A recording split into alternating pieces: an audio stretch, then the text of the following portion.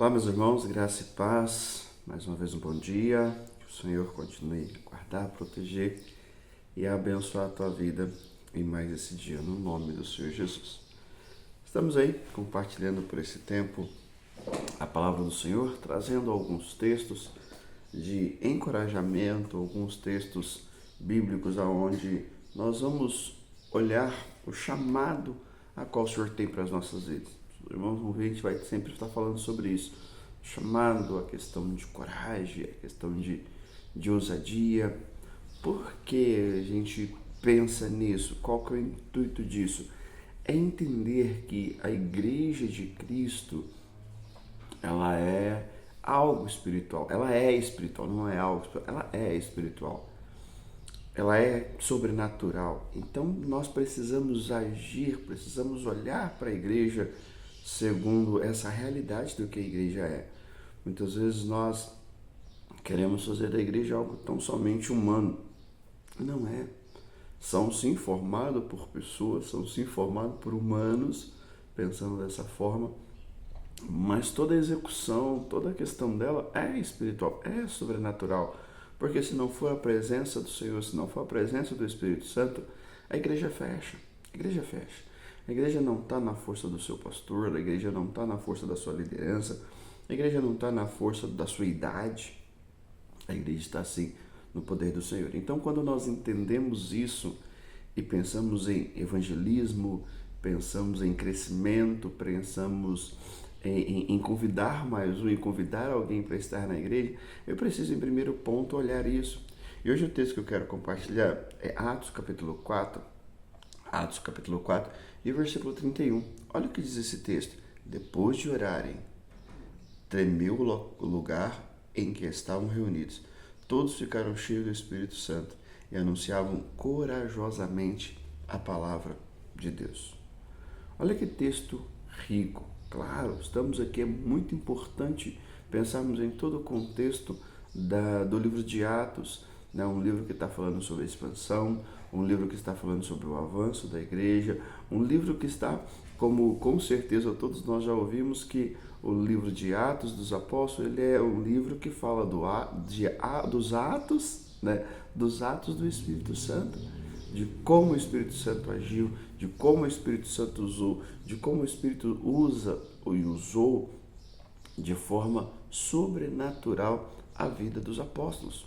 É algo que nós não temos dúvida diante disso. Então, todo o processo na igreja, todo o processo relacionado a Cristo, a sua palavra, ele está nesse texto, que ele começa, diz que aqui, depois de orarem, começa com uma oração.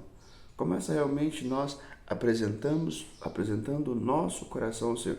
Se a gente olhar um pouquinho antes, o versículo 29 diz: Agora, Senhor, considera a ameaça deles e capacita os teus servos para anunciar a tua palavra corajosamente. Parece que o versículo 31 é uma resposta ao versículo 29, porque esse era o pedido deles. Eles haviam uma ameaça, havia toda uma situação, e o que eles pedem ao Senhor? Para que o Senhor considerasse isso, abençoasse eles, os capacitasse, né? Literalmente capacitasse teu servo para quê? Para anunciar a palavra de Deus. Mas não era anunciar de qualquer jeito, ele diz anunciar corajosamente. Então, todo o processo da igreja, tudo aquilo que nós temos conversado nesses dias, tudo aquilo que nós temos analisado, começa pelo ponto da oração. Sem oração, nós não fazemos nada. E oração, irmãos, não é simplesmente falar com Deus. Oração não é simplesmente tirar alguns minutos, mais minutos, horas, para simplesmente falar com Deus. Não é isso. Oração está muito mais do que isso. Oração é aquele fato que nós, aquele momento que nós nos apresentamos a Deus e apresentamos a nossa condição, apresentamos quem nós somos e literalmente depositamos toda a nossa confiança em Deus. Colocamos a nossa vida no Senhor, porque eles oraram. E eu gosto dessa expressão, pelo menos o que traz aqui a NVI, de repente se a sua tiver um pouquinho diferente, mas eu creio que vai trazer o mesmo sentido, que não diz depois de orar. Coloca aqui o orar em que são mais pessoas. Por isso que eu sei que de repente você está vendo e ouvindo esse vídeo sozinho, mas existe mais pessoas. De repente até compartilhe com alguém, porque quanto mais pessoas estivermos orando no mesmo propósito, nós nos sentiremos mais forte, porque o Senhor abençoa onde há unidade. O desejo do Senhor é que nós possamos estarmos unidos a cada dia. E a unidade não se fala simplesmente de estarmos juntos no mesmo local, não se fala simplesmente de estar vendo a mesma coisa no mesmo local, mas unidade fala da intenção, do desejo, do projeto, da missão, do desafio, do movimento, onde podemos estar qualquer um nas nossas casas, no nosso trabalho, na escola, mas estamos com o mesmo sentimento, com o mesmo pensamento. E qual é o pensamento? De estarmos fazendo a vontade do Senhor, de estarmos realmente como igreja do Senhor, cumprindo o seu papel e a sua vontade. Então, nessa manhã, eu quero trazer ao teu coração isso, que todo projeto da igreja, que toda a movimentação da igreja, que toda a questão envolto da igreja, nós não podemos esquecer que é algo sobrenatural, que é simplesmente através de milagre. E é por isso que tudo aquilo que vamos fazer. Então, por isso nós tiramos essa primeira semana para quê? Para orar. Orar por aquele a quem nós queremos convidar. Orar por aquele a quem nós queremos abençoar. Orar por aqueles a quem nós desejamos ouvir uma palavra da parte do Senhor.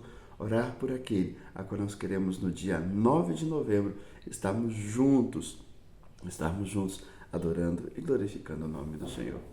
Que possamos pensar nisso com muito carinho. Deus abençoe, um beijo no teu coração e fique com Deus em nome de Jesus.